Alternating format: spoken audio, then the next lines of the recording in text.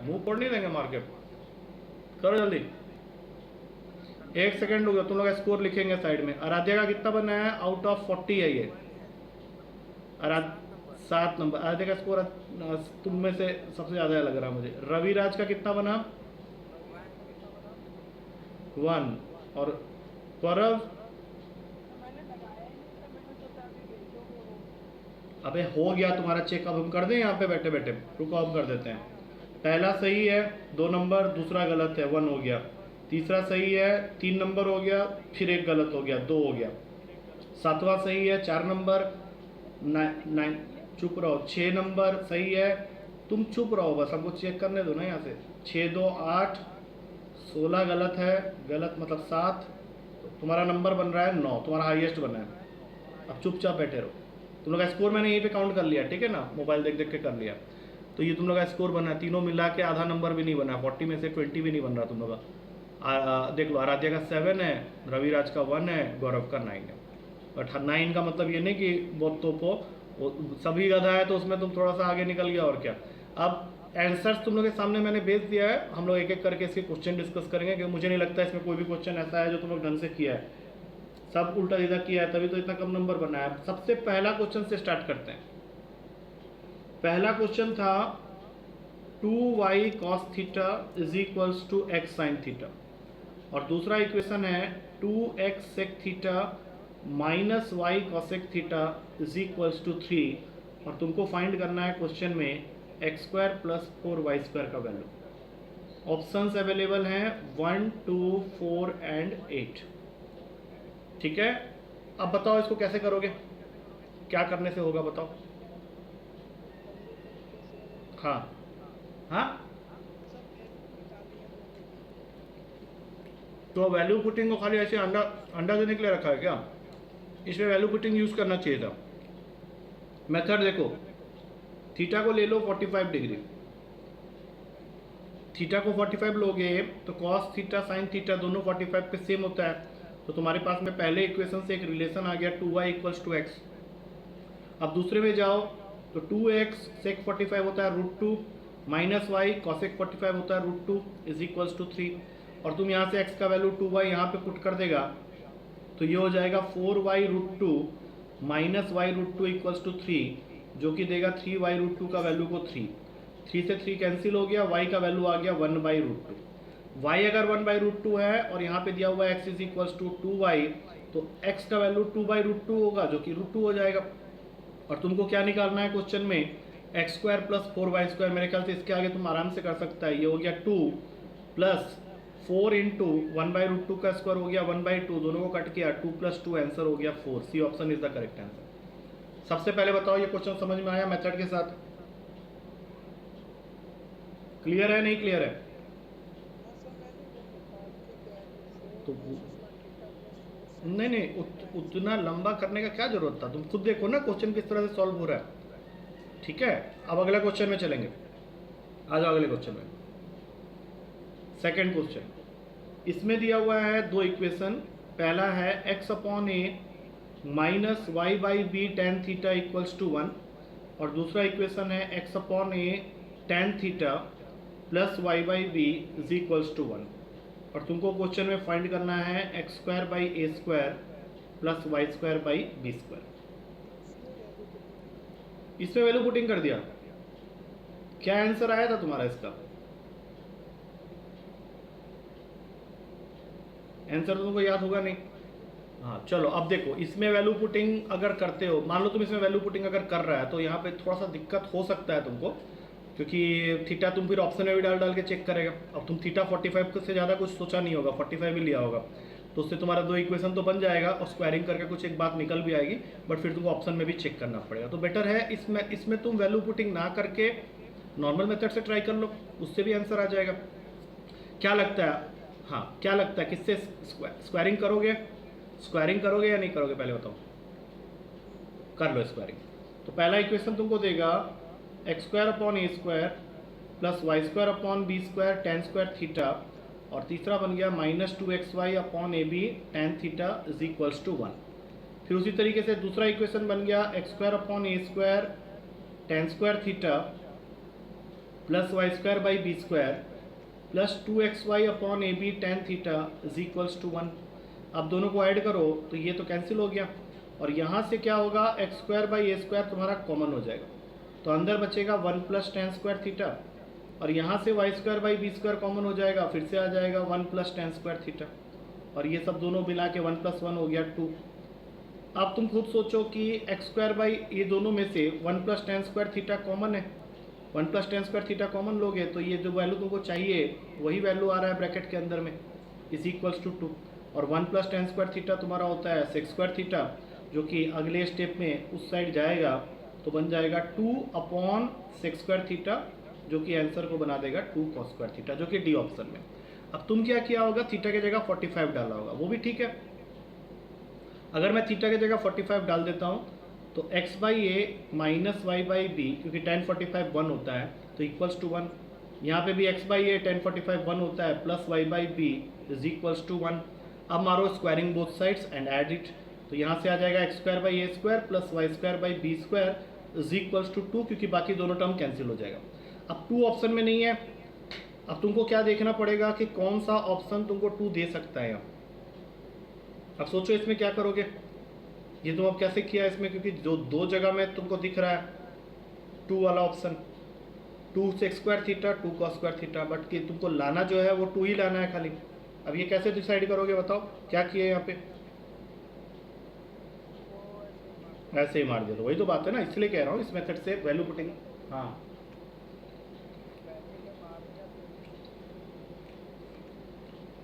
जबकि इसका आंसर है 2 कॉस स्क्वायर थीटा, ठीक है ना, समझ के रहो, मतलब ये गलत हो जा रहा है ना अप्रोच। अच्छा, एंगल ऑफ एलिवेशन वाला क्वेश्चन, उसका क्या किए देख, अबे थप्पड़ मारूंगा खींच के, राइटिंग नहीं आया तो आधा लोग कर भी लिया वहाँ पे। पढ़ो रविराज, पढ़ो जरा क्वेश्चन को जल्दी जल्दी। हाँ बोलो क्वेश्चन पढ़ो, रविराज पढ़ो क्वेश्चन को। ये रविराज का आवाज है,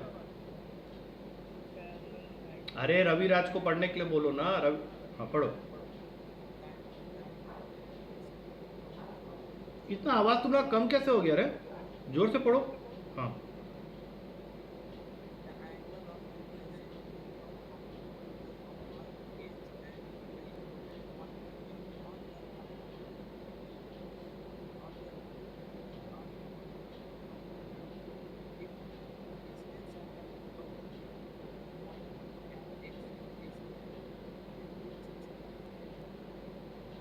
अच्छा, अब ये जो फिगर मैंने बनाया है, क्या ये अकॉर्डिंग टू दैट क्वेश्चन है जो तुम अभी पढ़ा, मैंने इस फिगर की कंप्लीट नेमिंग भी कर दी है। क्वेश्चन क्या कह रहा है कि तुम्हारे पास में 2 पिलर हैं, जिसमें से एक पिलर का हाइट है h और दूसरे पिलर का हाइट है 2h, और दोनों को तुम ऑब्जर्व कर रहा है from a point P which is lying in between the line joining there foots. तो P से जब तुम इसका टॉप को देखता है और इसका टॉप को देखता है, तो जो तुम्हारा 2 एंगल ऑफ एलिवेशन बन रहा है वो दोनों एक दूसरे के साथ में कॉम्प्लीमेंट्री है।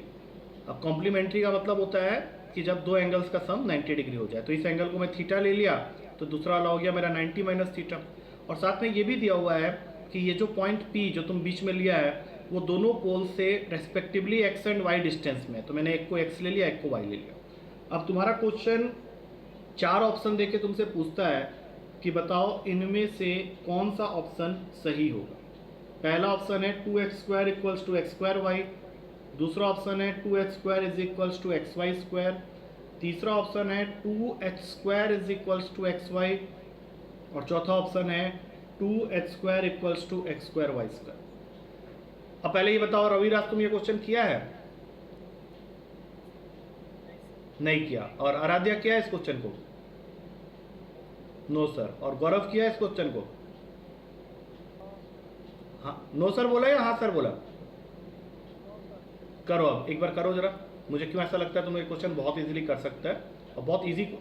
हाँ सी ऑप्शन नहीं करोगे कैसे, ये बताओ ना। ऑप्शन तो मैं अभी दे चुका हूँ तुम लोग को ऑलरेडी। बोलो कैसे करोगे, बोलो कैसे करोगे बताओ।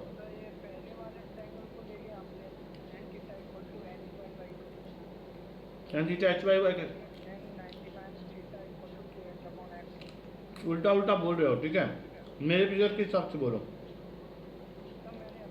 चलो ठीक है, ठीक है, उससे उससे फर्क नहीं पड़ेगा, ठीक है। उसके बाद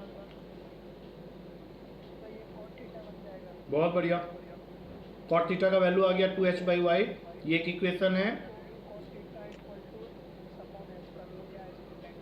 या फिर ये भी कर सकते हैं कि इन दोनों का जो प्रोडक्ट होगा वो 1 के इक्वल होगा, बिकॉज tan थीटा और cot थीटा 1 होता है मल्टीप्लाई करने पे। तो यहाँ पे आ गया h/x into 2h/y is equals to 1, तो सीधा आंसर बनता है 2x² is equals to xy, जो कि क्यों, कोई बात नहीं। अब अभी तो तुम कर लिया, लेकिन अभी कैसे समझ में आ गया अचानक?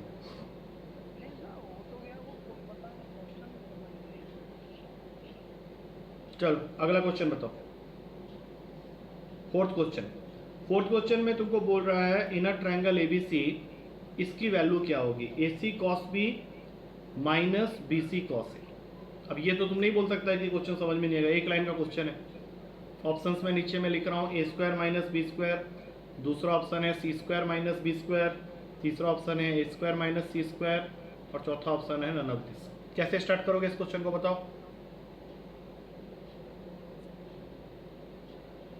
बोलो। अभी मेरे साथ करो ना, तुम अकेले क्या कर रहा है? फिर तो हम दोनों होमवर्क दे देंगे कि ऐसे इसको करके रखना। अभी मेरे साथ बताओ ना क्या करोगे, स्टेप्स बताओ। अब टाइम चला गया तुम्हें। cos B का फॉर्मूला बोलो बोलो, क्या होता है फॉर्मूला? cos B का फॉर्मूला बोलना जरा। cos B के फॉर्मूले में A² प्लस B² से स्टार्ट होता है। जोर से बोलो, अपॉन 2CA, और माइनस BC लिख के cos A का फॉर्मूला होता है B² plus C² minus A² upon में 2BC। यहाँ से CA कैंसिल हो गया, यहाँ से BC कैंसिल हो गया, तुम्हारे पास में बचा C² plus A² minus B² upon 2, और वहाँ पे बच गया B² plus C² minus A² upon में 2। तो एलसीएम ले लेंगे 2 का, तो ये बन जाएगा C² plus A² minus B², और यहाँ ब्रैकेट खोलो minus B² minus C² plus A²। अब देखो यहाँ पे कटिंग किस किस चीज़ का होगा, C² से गया, बाकी दोनों बच गया। मेरे ख्याल से A is the correct answer, क्योंकि 2 times of A² minus B² whole divided by 2 आ रहा है, तो पहला ऑप्शन तुम्हारा सही हो जाएगा। अब बताओ ये सब क्वेश्चन तुम लोग क्यों नहीं कर पा रहे? तो बहुत बेसिक क्वेश्चन है। अभी तक मुझे चारों क्वेश्चन में कोई भी क्वेश्चन ऐसा नहीं लगा जो तुम लोग नहीं कर सकता था, मतलब पहला 4 तुम लोग सही होना चाहिए था बिल्कुल। अब आते हैं 5वें क्वेश्चन में। 5वां क्वेश्चन है कि तुमको सिंप्लीफाई करना है इस वैल्यू को, tan inverse A cos x minus B sin x whole upon में है B cos x plus A sin x। इसको तुमको सिंप्लीफाई करना है और बताना है कि इनमें से कौन सा ऑप्शन सही आंसर होगा। अगर नहीं किए हो तो एक बार करके दिखाओ मुझे इस क्वेश्चन को, आई विल वेट।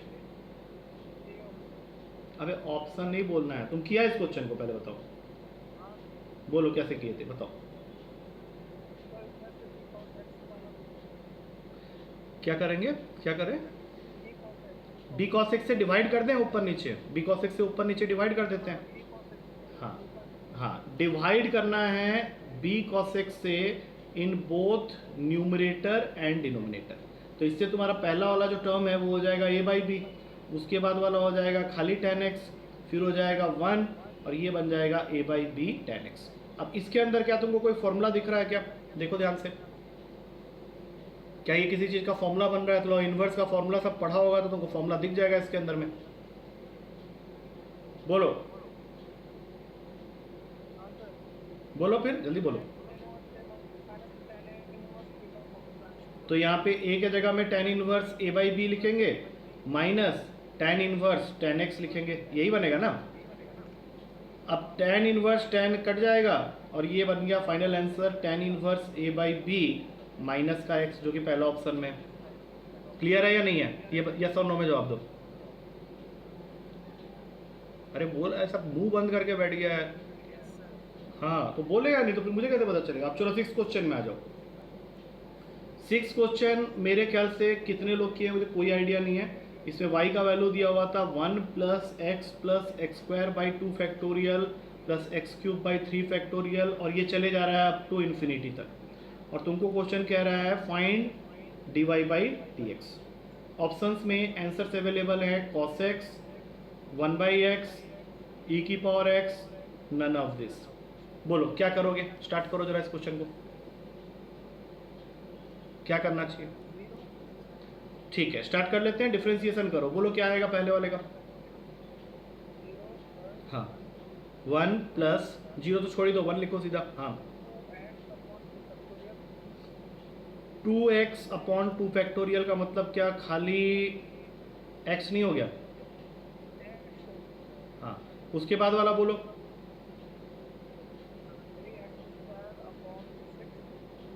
इसका क्या मतलब होगा 3x। बस इस तरह से ये चलते जा रहा है। अब ये जो तुम लिखा अभी, क्या इसके अंदर कोई फॉर्मूला तुमको दिख रहा है या कुछ भी नहीं दिख रहा है इसके अंदर, पहले ये बताओ, कुछ दिख रहा है इसके अंदर कोई। बस तो इसके आगे कुछ होगा भी नहीं, ना ही ये कोई सीरीज बन रहा है कि हम लोग इसको सम अप टू इन्फिनिटी में डाल दें या कुछ कर दें, ये वो भी नहीं बन रहा है। तो इसका मतलब क्या हुआ कि इसका आंसर होगा नन ऑफ दिस। 6 का आंसर हो गया डी नन ऑफ दिस, कोई सीरीज नहीं बन रहा है ये। हाँ हाँ तो डी नन ऑफ दिस हो गया, खत्म हो गया कहानी।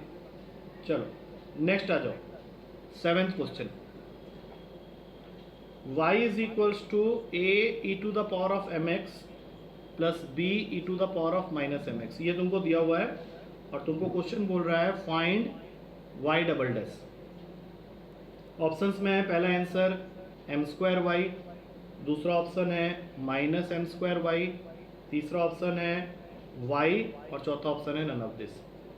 तुम लोग में से ना किसी का माइक ऑन है जिसकी वजह से ना एक साउंड आ रहा है, वो बंद कर दो तो माइक को, ठीक है। हाँ तो कूलर का जो आवाज़ है ना वो इरिटेट कर रहा है, तो उसको बंद कर दो और जब कुछ कर रहे हो तब उसको खोलो, ठीक है। अभी बताओ इसको कैसे स्टार्ट करेंगे। रविराज तुम करेगा ये क्वेश्चन, चलो स्टार्ट करो, बोलो। खाली मैं ही कर रहा हूँ, मुझे अच्छा नहीं लग रहा, मुझे क्वेश्चन करने में मज़ा नहीं आ रहा। बोलो कैसे करेंगे बताओ।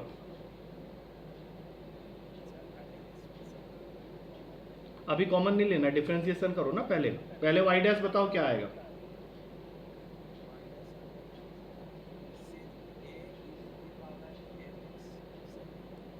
पगला गया क्या तुम सुबह सुबह, ठीक से बोलो। a e to the power of mx का differentiation a e to the power of mx, that's it, और कुछ नहीं होगा उसमें। हाँ am e to the power of mx, ये कहना चाह रहे हो। अब अगला बोलो माइनस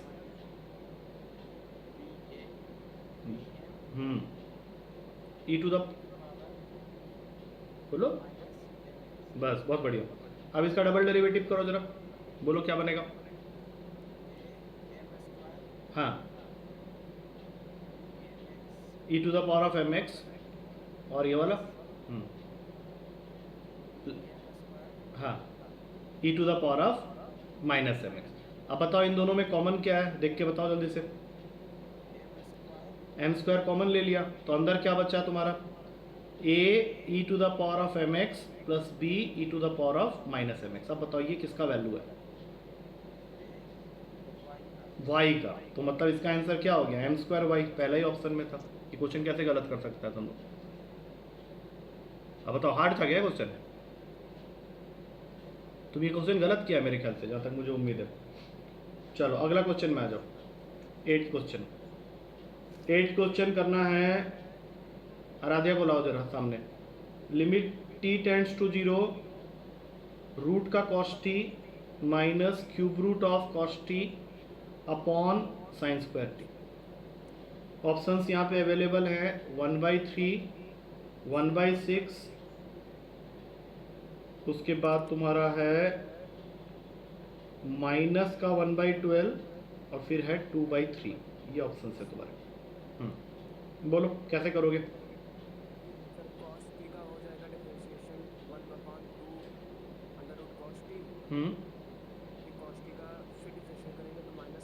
अच्छा जो तुम बोला हम उसको लिख रहे हैं, 1/2 अंडर रूट का कॉस टी और कॉस टी का हो जाएगा minus sine t. Very good, आगे बोलो।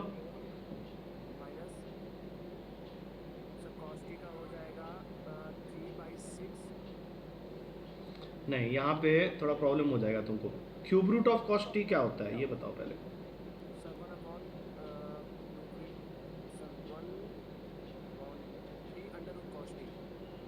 1/3 और बोलो, अब बोलो आगे बोलो क्या हो गया, रुक क्यों गए।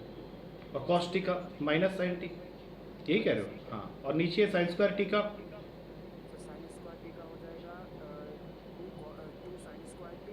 टू साइन स्क्वायर टी नहीं, two sine t into cos t. ठीक है। अच्छा, अब यहाँ पे एक चीज़ देखो कि साइन टी जो है वो ऊपर और नीचे कॉमन है। हाँ ठीक है, और एक चीज़ और, ये माइनस और ये माइनस गायब हो जाएगा। साइन टी को तुम कॉमन लेके उड़ाओ पहले। अब तुम्हारे पास में नेट टोटल जो इस क्वेश्चन में बच गया है वो है 1/2 root cos t plus 1/3 root cos t, और नीचे में एक 2 कॉस टी और बचा हुआ है। अब टी का वैल्यू तो टेंड्स टू जीरो है, कॉस जीरो क्या होता है एक बार जल्दी से बताओ? वन। 1 होता है। तो इसका मतलब है ये गायब, ये गायब, ये गायब। तुम्हारे पास में बच जाएगा 1/2 प्लस 1/3, तो ये तुम्हारा बन गया 5/6, और यहाँ पे एक 2 और मल्टीप्लाई होगा, 5/12 बन रहा है इसका आंसर। 5/12, ये मेरे ख्याल से शायद ऑप्शन लिखते समय कुछ गड़बड़ हुआ है, क्योंकि ये सी ऑप्शन, अगर मैंने इसका आंसर दिया है तो सी ऑप्शन में 5/12 होना चाहिए। ठीक है, तो वो मेरी तरफ से अगर कोई गलती हुआ है तो वहाँ दिख जाएगा वो आंसर। तो ये आंसर, ये मेथड तुमको समझ में आना चाहिए। ऑप्शन मुझे यहाँ पे कुछ अनक्लियर सा लग रहा था। क्लियर है अभी ये क्वेश्चन? देख लो एक बार, तुम तो बता दिया है, फाइनली सारा कुछ बता दिया है, बस लास्ट स्टेप में वो आंसर लाने के लिए हम लोग को 5/12 लेना पड़ेगा। ठीक है, क्लियर है ये? चलो अगला क्वेश्चन आ जाओ गौरव। इसमें तुमको एफ एक्स का वैल्यू दे रखा है, कंटिन्यूटी का क्वेश्चन है। एफ एक्स का वैल्यू दे रखा है x⁴ माइनस 256 अपॉन में x⁴ minus 16। This is for all x not equals to 16। और फिर यही फंक्शन वैल्यू लेता है k for x is equals to 16। और साथ में क्वेश्चन कह रहा है कि this function is continuous at x equals to 16, find k। अब ऐसा क्वेश्चन हम लोग क्लास में किए हुए हैं, ऑप्शंस तो जो भी है यहाँ मैं यहाँ पे लिख रहा हूँ, करोगे क्या ये तुम बताओ। ऑप्शंस मैंने यहाँ पे लिख दिया है। यस, बताओ गौरव कैसे करते हैं इस तरह के क्वेश्चन को? ऊपर वाले से करते हैं पहले। हम्म, तुम सीधा लिखो कि x⁴ minus 256 upon x⁴ minus 16, where limit x tends to 16 कर लो, इज इक्वल्स टू k, सीधा। ठीक है, अब क्या करोगे? तुमको यहाँ पे करने लायक एक्चुअली कुछ है नहीं। हाँ, तुम यहाँ पे अगर x की जगह 16 डाल देगा तो उससे कोई प्रॉब्लम नहीं होने वाला। ये ऊपर वाला हो जाएगा 16 के पावर में 8 माइनस 256, ये हो जाएगा 16 के पावर में 4 माइनस 16 इज इक्वल्स टू के। बस इस वैल्यू को तुमको सॉल्व करना है, उससे जो आंसर मैंने दिया है वो तुम्हारा आंसर तुमको मिल जाएगा। इसमें और कुछ ज़्यादा ट्विस्ट एंड टर्न है नहीं इसमें। कौन सा ऑप्शन है वो तुम देख लो, मैंने आंसर दे दिया है। ठीक है, हाँ, उसको चेक कर लेना। हाँ हाँ, वो चेक कर लेना कौन सा आंसर है, इसमें कुछ ज़्यादा टाइम। हाँ तो बस ठीक है, 65552 तो है नहीं ऑप्शन में कहीं। ठीक है, चलो अगला क्वेश्चन में आ जाओ। 10th क्वेश्चन है ये। रवि एक बार पढ़ो जरा, क्वेश्चन में क्या लिखा हुआ है, पढ़ो जरा। ये भाई तुम्हारा आवाज़ कम क्यों होता है पढ़ते समय? जोर से पढ़ो।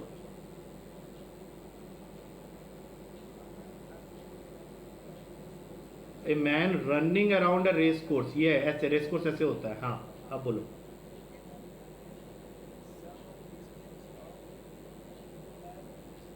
ओके,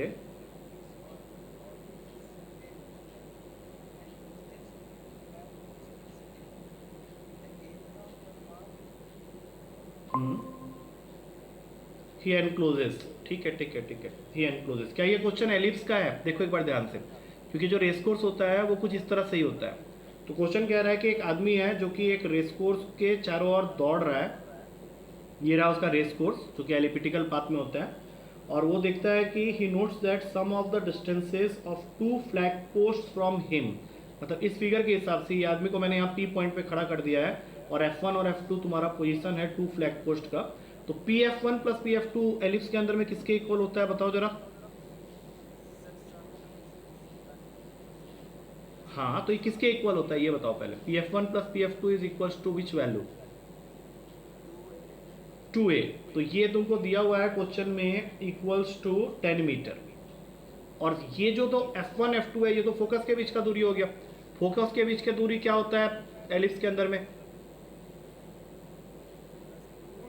2c, तो 2c का वैल्यू यहाँ पे दिया हुआ है 8 मीटर। अब अगर तुमको हाँ एरिया ऑफ एलिप्स निकालना है या एरिया ऑफ दिस पाथ निकालना है, तो एरिया ऑफ एलिप्स तुमको पता होना चाहिए। क्या होता है एरिया ऑफ एलिप्स, बताओ? पाई ए बी। बस कहानी खत्म हो गया। तो अब तुम यहाँ से सबसे पहले तो 2a का वैल्यू 10 है, तो वहाँ से a तुमको मिल जाएगा 5, और 2c का वैल्यू 8 है तो c का वैल्यू मिल जाएगा 4। c a और b को कैसे रिलेट करता है एलिप्स के अंदर में, जल्दी से याद दिलाओ जरा। c का फॉर्मूला बताओ, a square minus b square. तो c की जगह लिखो 4, a तुम ऑलरेडी 5 निकाला 25, सॉल्व करेगा b का वैल्यू आ जाएगा 3। तो पाई ए बी के हिसाब से तुम्हारा आंसर हो जाता है पाई इंटू 5 इंटू 3, 15 पाई होना चाहिए ऑप्शन में, पहला ही ऑप्शन में है, तो वो तुम्हारा आंसर बन गया। समझ में आया क्या कुछ? क्लियर है? आधा पेपर डिस्कस हो गया है तुम लोग का, और मुझे नहीं लगता इसमें कहीं पे भी कोई ऐसा क्वेश्चन था जहाँ पे तुम बोलेगा कि सर ये क्वेश्चन हार्ड था ये वो। ठीक है, अब चलो अगला आधे में चलते हैं। 11वां क्वेश्चन, इस तरह का क्वेश्चन मैंने क्लास में काफ़ी करवाए हुए हैं। तुमको फाइंड करना है इसेंट्रिसिटी। आराध्या पढ़ना जरा क्वेश्चन को, पढ़ो जरा question.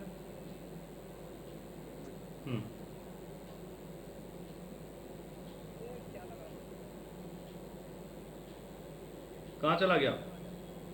Sir, the eccentricity of a hyperbola whose latus rectum is 8 hmm and conjugate axis conjugate axis कितना होता है बताओ हाइपरबोला के केस में?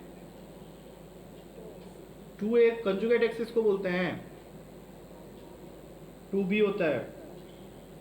2b is equals to half the distance between focus. अभी तुम लोग बोला था डिस्टेंस बिटवीन द फोकस किसके इक्वल होता है? हाँ, तो उसके हाफ के साथ इक्वल है, मतलब c क्या हो गया? 2b। ये कंडीशन तुमको ऑलरेडी क्वेश्चन में गिवन है कि कंजुगेट एक्सिस का जो लेंथ है that is equals to half the distance between the foci, half the distance between the foci 2c। अभी यहाँ पे एक चीज और समझ लो कि डिस्टेंस बिटवीन जो फोकाई होता है उसके दो फॉर्मूला होता है, एक होता है 2c और एक होता है 2ae। ठीक है ना? तो हम लोग को इस क्वेश्चन में 2c का आधा करने का कोई फायदा नहीं होगा, हम लोग 2ae का आधा कर लेते हैं और 2b का वैल्यू हो गया ae के इक्वल। अब तुमको यहाँ से निकालना है इसेंट्रिसिटी, तो यहाँ से क्या b बाई ए का वैल्यू e/2 आ रहा है, देख लो एक बार जल्दी से सेकंड इक्वेशन से।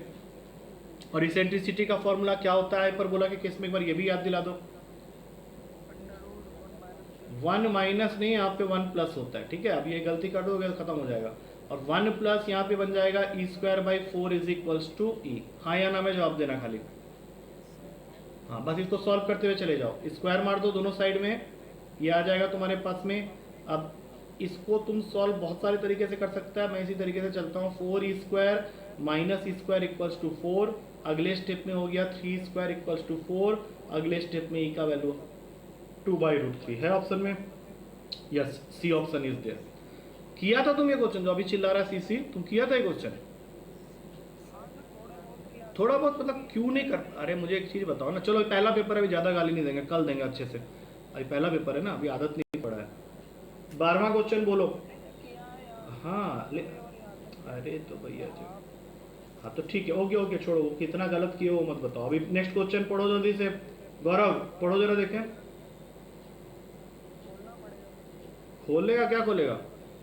रविराज पढ़ो, तुम जल्दी पढ़ो, चलो क्वेश्चन पेपर लेके बैठना है भाई। बोलो, अरे छोड़ दो तुम रहने दो। हाँ बोलो, तुम बोलो क्वेश्चन बोलो क्या है।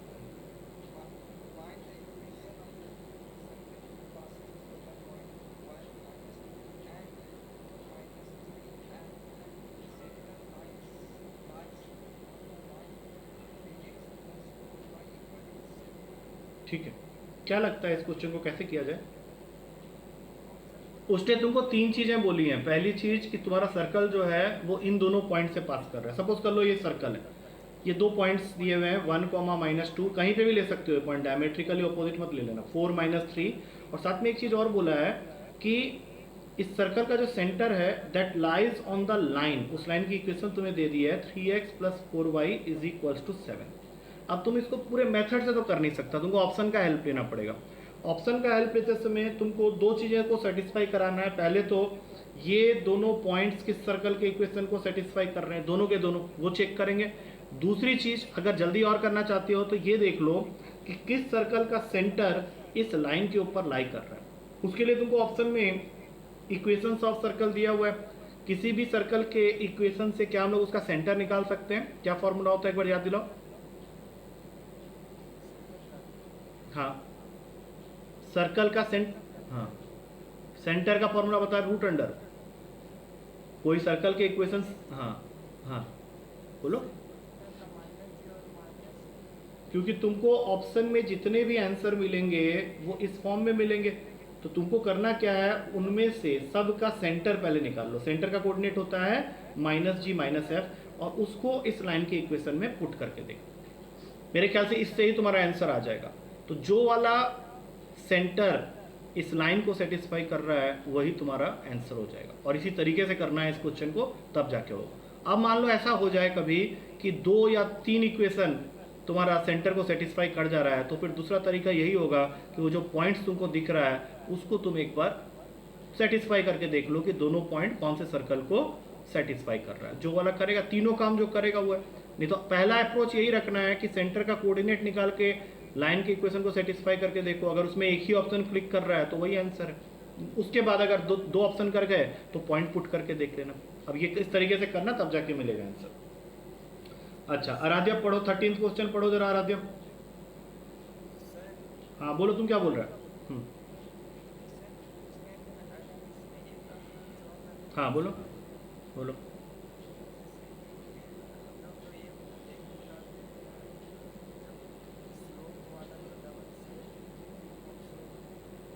लाइन के क्वेश्चन में होता है ना वो, तो ये तो सेंटर है तुम्हारा, सर्कल का क्वेश्चन है, इसमें क्या डबल पॉइंट क्या बोल रहा है? उसका इस क्वेश्चन से क्या लेना देना है? हाँ वो तो उसमें होगा, ये छोड़ो सब बात। चलो अभी 13th क्वेश्चन में आओ। हाँ आराध्या 13th क्वेश्चन पढ़ो जल्दी से।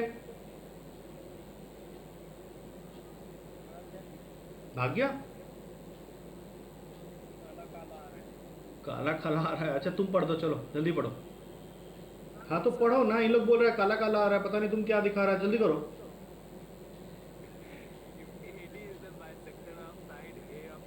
एक सेकंड, साइड कहाँ लिखा हुआ है? एंगल ए लिखा हुआ है, ठीक है।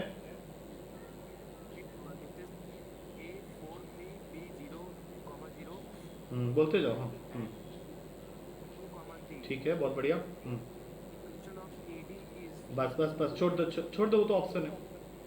ये क्वेश्चन तुम्हारे सामने मान लो आ जाता है, तो उसने तुमको बोला हुआ है कि AD जो है वो एंगुलर बाइसेक्टर है एंगल A का फॉर दिस ट्रायंगल ABC, जिसमें से उसने तुमको तीनों वर्टेक्स पॉइंट दे दिए हैं। A है 4,3, B है 0,0 और C है 2,3। और क्वेश्चन तुमसे कह रहा है कि ये जो एंगुलर बाइसेक्टर बनाए हो AD, उसका इक्वेशन क्या होगा। कैसे करोगे बताना जरा, देखें क्या अप्रोच लगेगा इसमें, बताओ। ऑप्शंस तो जो है वो मैं लिख देता हूं, तब तक तुम मुझे थोड़ा सा सोच के आइडिया दो कि इस क्वेश्चन को कैसे स्टार्ट करना है।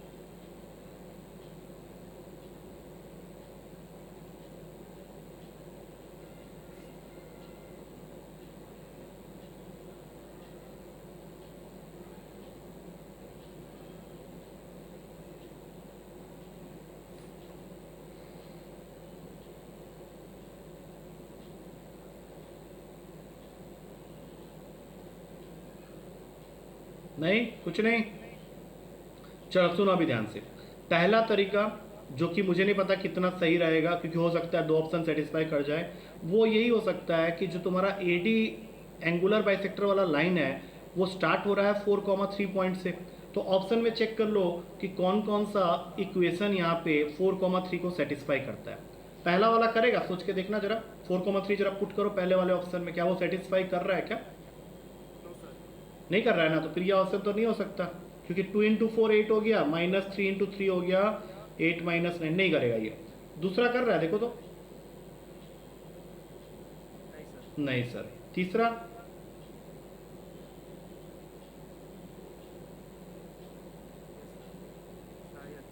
क्या शायद तुम कर नहीं पा रहा है? 12 - 21 + 9 कर तो रहा है ये। अच्छा आखिरी वाला देखो जरा। No sir. अब तो ये कंफर्म हो गया C वाला ऑप्शन सही है, लेकिन ये कोई तरीका नहीं हुआ। क्योंकि इससे तुम अभी आंसर निकाल लिया, मतलब एनडीए तक के लिए तो अभी फिट हो गया। मान लो 2 ऑप्शन निकल आता तो इसका एक सही अप्रोच तुम्हारे पास में होना चाहिए। वो सही अप्रोच क्या होता है देखो ध्यान से। जब भी हम लोग एंगुलर बाइसेक्टर बनाते हैं ट्रायंगल में किसी भी एंगल का, तो जिस एंगल के लिए तुमने एंगल और बाइसेक्टर बनाया है, मैंने क्लास में बताया था, there is something called internal bisector theorem. Angle A किन दो आर्म्स से बना है, ए बी बाई ए सी, और वो जहां जाके टच कर रहा है वहां पे दो पार्ट्स बन रहे हैं B D by D C, उसके साथ में इक्वल होगा। अब तुमको करना क्या है इस क्वेश्चन में, ए बी डिस्टेंस निकालो और ए सी डिस्टेंस निकालो। ए बी निकालोगे तो 5 आएगा और मुझे जहां तक याद है ए सी निकालने पे 7 आएगा। तो ये ऑटोमेटिकली बी डी और डी सी का लेंथ हो गया। या ये कह लो कि डी पॉइंट जो है वो बी और सी को 5:7 के रेशियो में बांट रहा है। अब इससे क्या करोगे, सेक्शन फॉर्मूला लगा के डी कोऑर्डिनेट निकालोगे और फिर 2 पॉइंट फॉर्म से तुम ये इक्वेशन निकाल सकता है। बट ये काम तुम तब करेगा जब तुम ऑप्शन में वेरीफाई करेगा और तुम देखेगा कि 2 या 3 ऑप्शन इस 4,3 को सेटिस्फाई कर रहा है। और अगर नहीं कर रहा है तो फिर जिस मेथड से हम लोग किए उससे हो जाएगा क्वेश्चन। ये मेथड समझ में आया? जो मेथड जो ऑप्शन वाला है उसको नहीं कह रहा हूँ, जो अभी बताया वो समझ में आया कि नहीं? A B by A C equals to B D by D C वाली बात से कैसे आंसर तक पहुंचना है वो समझ में आया कि नहीं? हाँ या ना है जवाब दो। नहीं आया समझ में? आया है तो हाँ। क्या गौरव क्या बोल रहा था? आ गया ना? चलो नेक्स्ट क्वेश्चन में। 14th मेरे ख्याल से तुम लोग कर लिया होगा या नहीं किया मुझे नहीं पता। इसमें फिर से एक ट्रायंगल है पी क्यू आर, और इस ट्रायंगल में पी एस को वो मीडियन बता रहा है। मीडियन क्या करता है बताओ जरा, मीडियन का काम क्या होता है एक बार याद दिलाना जरा। मतलब किसी भी वर्टेक्स से एक ऐसा लाइन सेगमेंट जो अपोजिट साइड के मिड पॉइंट को जाके टच करे उसको मीडियन बोलते हैं। तो पी एस यहाँ पे मीडियन है, इसका मतलब है कि एस जो है वो क्यू और आर का मिड पॉइंट है। अब इस क्वेश्चन में तुमको P का कोऑर्डिनेट दे दिया है 2,2, Q का कोऑर्डिनेट दे दिया है 6,-1 और R का कोऑर्डिनेट दे दिया है 7,3, और तुमको पूछा है find the equation of the line passing through 1,-1। मतलब तुमको एक ऐसे लाइन की इक्वेशन बतानी है जो कि पास करता है passing through 1,-1 and parallel to PS, parallel to PS। तो इसका मतलब क्या हुआ कि तुमको पहले PS का इक्वेशन निकालना पड़ेगा। ये कैसे निकालोगे, कुछ आइडिया दे सकते हो? PS का इक्वेशन कैसे निकालोगे बताओ?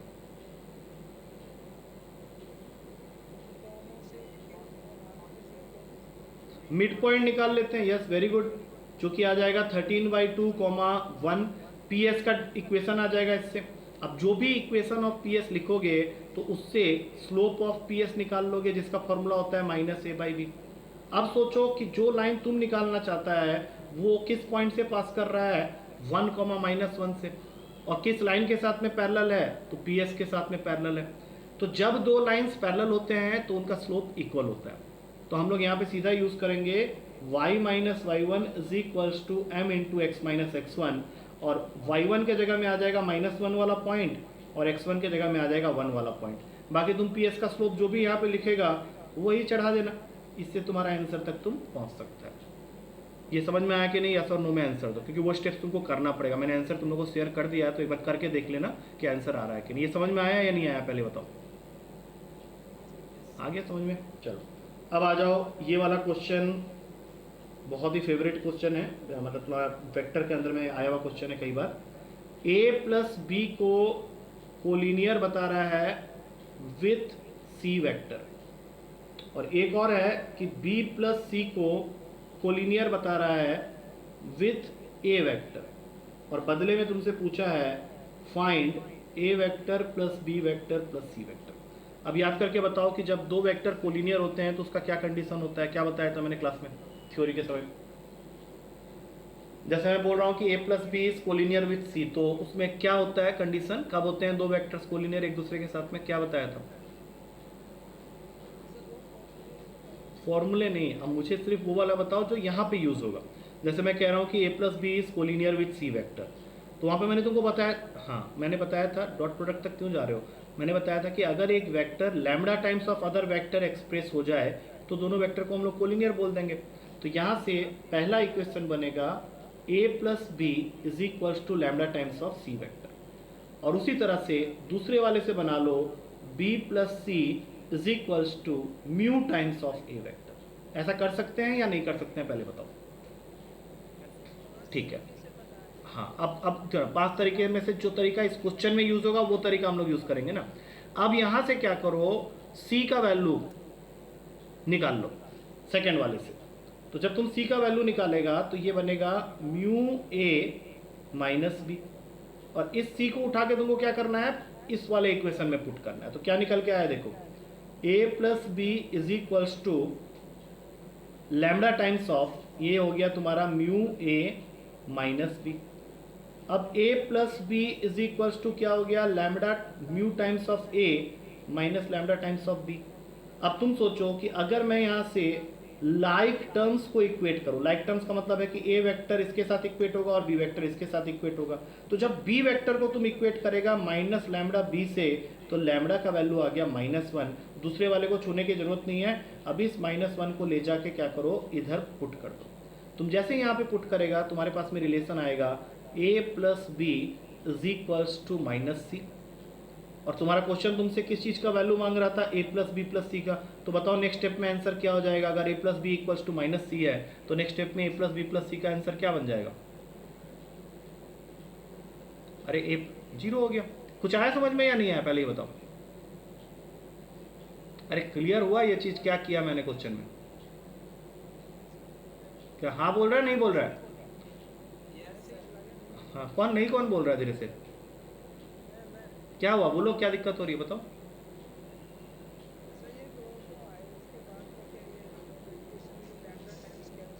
अरे भैया देखो, b प्लस सी की वैल्यू म्यू ए निकाले थे ना हम लोग, तो यहाँ से c की वैल्यू निकाल लिए, और ये जो c का वैल्यू निकाले इसको ये फर्स्ट इक्वेशन में पुट कर दो। तो तुमको एक इक्वेशन मिल जाएगी जिसके एक साइड में a प्लस बी है, दूसरी साइड में lambda mu a minus lambda B है। तुम इसमें से ये दोनों वाला जो पार्ट है इसको आपस में इक्वेट करो तो तुमको लैम्डा का वैल्यू मिल जाएगा -1, और उसको उठा के तुमको फर्स्ट इक्वेशन में पुट कर देना है।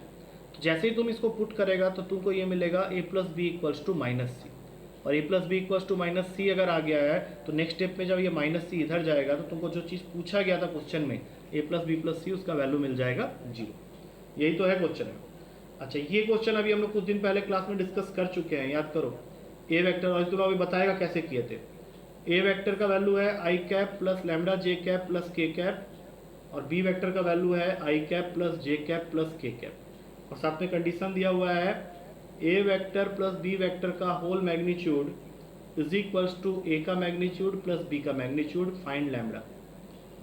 ऑप्शंस 2 -2 1 -1। याद है कुछ ये क्वेश्चन, क्या किए थे बताओ जरा याद करके, क्योंकि अभी 2 दिन पहले ही क्लास में डिस्कस हुआ है तो इसको मैं डिस्कस नहीं करना चाह रहा हूँ, मैं तुम ही लोग से पूछ रहा हूँ कि कैसे बताया था मैंने इसमें।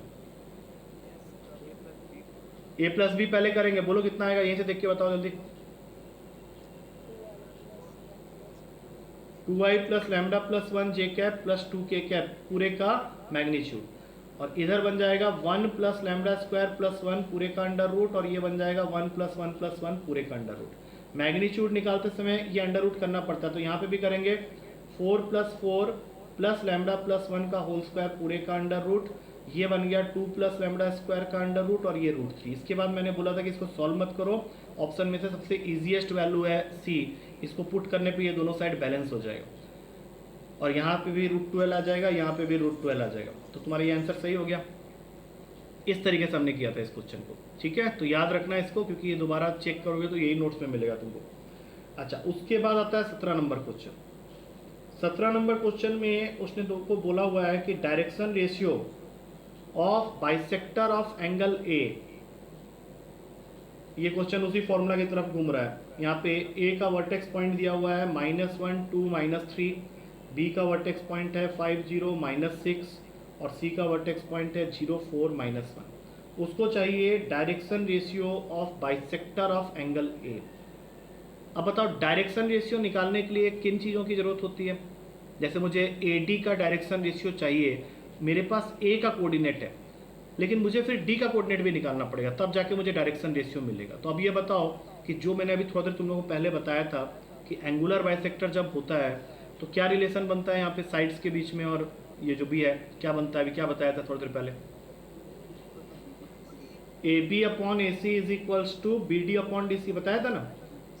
तो अभी क्या करोगे, डिस्टेंस फॉर्मूला लगा के पहले ए बी निकाल लो और ए सी निकाल लो, कुछ भी वैल्यू आएगा, मुझे याद नहीं क्या आएगा, तो वही तुम्हारा यहाँ पे भी आ जाएगा बी डी और डी सी के ऊपर में भी। अब सेक्शन फॉर्मूला लगा के तुमको डी मिल जाएगा, मान लो डी का कुछ भी एक वैल्यू आ जाता है, तो वहाँ से direction ratio of A D निकालने के लिए क्या करोगे बताओ जरा। मान लो मैं डी कोऑर्डिनेट निकाल के तुमको दे देता हूँ, तो यहाँ से direction ratio of A D कैसे निकालते हैं, दोनों को माइनस करके। जैसे मान लो डी पॉइंट का सपोज कर लो, मैं ऐसे ही एग्जांपल ले रहा हूँ, 2 3 -1 आता है, तो direction ratio of A D का मतलब है y2 - y1, तो ये बन जाएगा 3, फिर 3 - 2 1, और फिर -1 + 3, तो वो हो जाएगा 2। तो ये हो जाएगा तुम्हारा फाइनल आंसर। लेकिन ये आंसर नहीं है, ये मैंने हाइपोथेटिकली अभी वैल्यू लिया, क्योंकि मैंने क्लास में बताया था तुम लोगों की कोई भी लाइन सेगमेंट है जिसके एंड पॉइंट अगर हमें पता चल जाए x1 y1 z1 और x2 y2 z2, तो इस लाइन का डायरेक्शन रेशियो जब हम लोग निकालते हैं, जिसको हम लोग ए बी सी से डिनोट करते हैं, तो कैसे निकलता है, x2 - x1 y2 - y1 and z2 - z1। याद है ये चीज? चलो ठीक है फिर। हाँ, मिड पॉइंट नहीं दिया है ना उसने, मिड पॉइंट दिया है क्या उसने? उसने ये बोला है मीडियन है करके, उसने तो तुमको बोला है एंगुलर बाइसेक्टर है ना। अगर मीडियन बोल देता फिर तो हम लोग मिड पॉइंट निकाल के ही कर लेते, फिर तो कोई दिक्कत ही नहीं था। मिड पॉइंट दिया होता तब ना, वो तो है ही नहीं। अच्छा 18 number, equation of the plane passing through the point 2 3 -4 1 -1 3, मतलब एक प्लेन है जो कि इन दोनों पॉइंट से पास कर रहा है और पैरेलल है एक्स एक्सिस के साथ में, पैरेलल है एक्स एक्सिस के साथ में। क्या करोगे इस क्वेश्चन में? तो सीधा देखो, इसमें तो एक काम कर सकते हो कि अगर पैरेलल टू एक्स एक्सिस बोल रहा है तो तुम वो ऑप्शन पकड़ लो जिसमें एक्स एक्सिस है ही नहीं। दैट मीन्स तुम्हारा आंसर होगा सीधा 7y + 4z = 5। और कोई ऑप्शन है भी नहीं, बाकी सब में x और y, कहीं पे x और z है। तो जब कोई plane parallel to x axis होता है तो उसका मतलब है कि उसमें x वाला पार्ट गायब हो जाएगा, खाली y और z बचेगा। तो ये वाला ऑप्शन से तुम सीधा b को टिक मार सकता था। ठीक है, अब ये इस तरीके से करोगे जल्दी निकल जाएगा। बाकी दो क्वेश्चन मेरे ख्याल से तुम लोग इजीली कर सकते हो और किया भी होगा शायद। जैसे 19th में दिया हुआ है y =